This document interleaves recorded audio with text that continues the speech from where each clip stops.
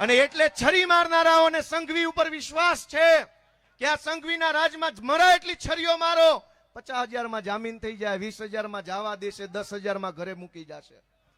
પણ તમારી જેવો સામાન્ય માણસ હેલ્મેટ વગર હાથમાં આવશે તો જાણે પાકિસ્તાનથી ટુ વ્હીલ લઈને નહીં આવ્યો એવું વર્તન તમારે હારે કરશે. તમે જો હેલ્મેટ વગર હાથમાં આવ્યા તો પાકિસ્તાનથી ટુ વ્હીલ લઈને આવ્યો એવી રીતનું વર્તન તમારે હારે મવડી ચોકડી ઉપર થવાનું છે.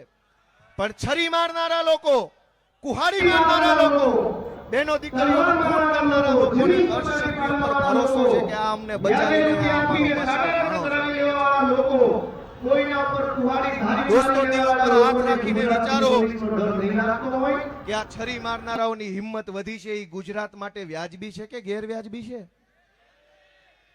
કાલ કોનું ટીમ ઢળી જાય ક્યાં પૂછવા જવાનું?